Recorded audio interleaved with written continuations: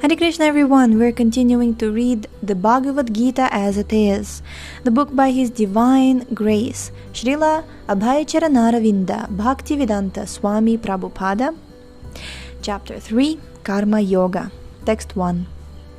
Arjuna uvacha jayasi chet karma naste mata buddhir janardana tatkim karmani ghore mam niyojayasi keshava. Arjuna said, O Janardana, O Keshava, why do you want to engage me in this ghastly warfare if you think that intelligence is better than fruitive work? Purport. The Supreme Personality of Godhead, Sri Krishna, has very elaborately described the constitution of the soul in the previous chapter, with a view to delivering his intimate friend, Arjuna, from the ocean of material grief.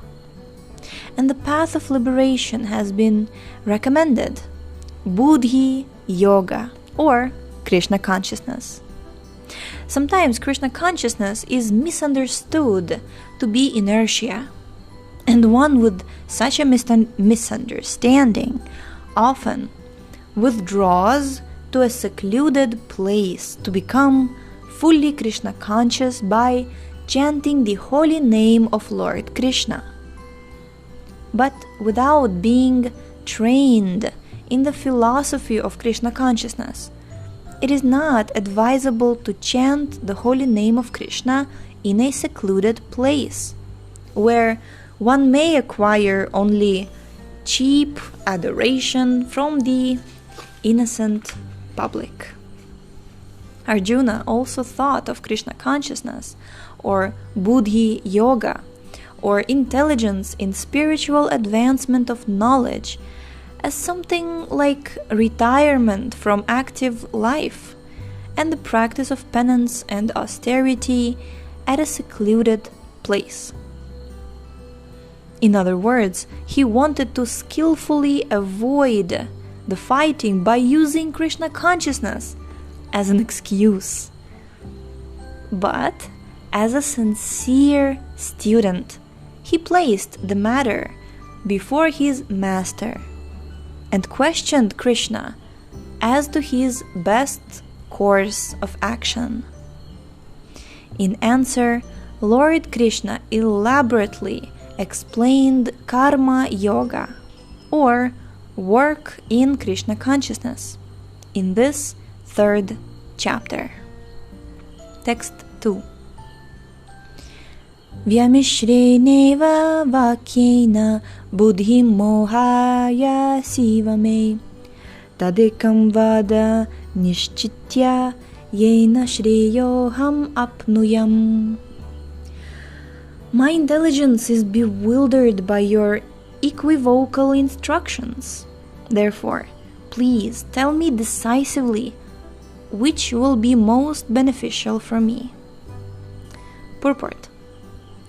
In the previous chapter, as a prelude to the Bhagavad Gita, many different paths were explained, such as Sankhya Yoga, Buddhi Yoga, control of the senses by intelligence, work without fruitive desire, and the position of the neophyte. This was all presented unsystematically. A more organized outline of the path would be necessary for action and understanding.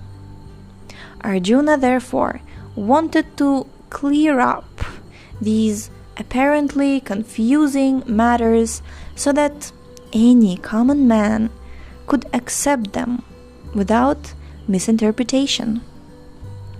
Although Krishna had no intention of confusing Arjuna by any jugglery of words, Arjuna could not follow the process of Krishna consciousness, either by inertia or by active service. In other words, by his questions, he is clearing the path of Krishna consciousness for all students who seriously want to understand the mystery of the Bhagavad Gita. The mystery of the Bhagavad Gita. Text 3.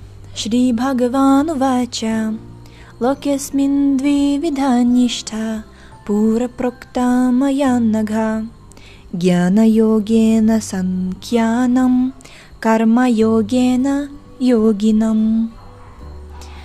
The Supreme Personality of Godhead said, O sinless Arjuna, I have already explained that there are two classes of men who try to realize the self.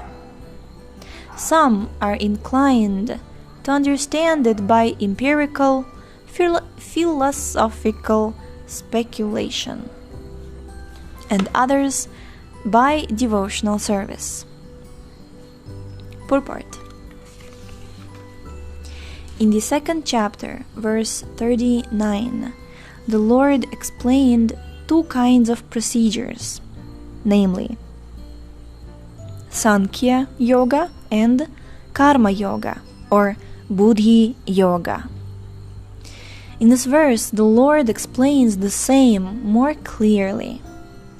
Sankhya Yoga, or the analytical study of the nature of spirit and matter, is the subject matter for persons who are inclined to speculate and understand things by experimental knowledge and philosophy.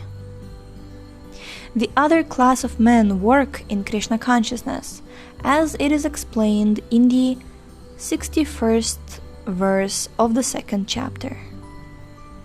The Lord has explained also in the 39th verse that by working by the principles of Buddhi Yoga, or Krishna consciousness, one can be relieved from the bonds of action, and furthermore, there is no flaw in the process. The same principle is more clearly explained in the 61st verse, that this Buddhi Yoga is to depend entirely on the Supreme, or more specifically on Krishna. And in this way, all the senses can be brought under control very easily. Therefore, both the yogas are interdependent, as religion and philosophy. Now comes a very, very, very important statement. Wait for it. Get ready. Religion without philosophy is sentiment, or sometimes fanaticism, while philosophy without religion is mental speculation. Such important statement this is. Religion without philosophy is sentiment, or sometimes fanaticism. Means you don't know philosophy properly, that's why you're fanatical. While philosophy without religion is mental speculation. Very important. Okay, continuing. The ultimate goal is Krishna, because the philosophers who are also sincerely searching after the absolute truth come in the end to Krishna consciousness. This is also explained in the Bhagavad Gita. The whole process is to understand the real position of the self in relation to the super self.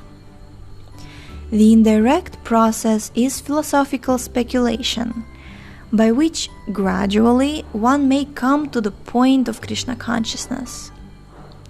And the other process is directly connecting everything with Krishna in Krishna consciousness. Of these two, the path of Krishna consciousness is better, because it does not depend on purifying the senses by a philosophical process.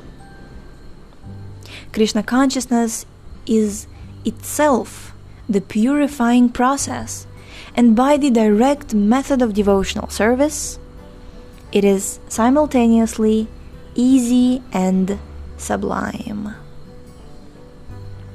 Easy and sublime. We're going to stop here for today. Thank you so much for tuning in. The link to this book is in the description. Please check out our website, shravanamdiaries.com, and we shall see you tomorrow. Hare Krishna.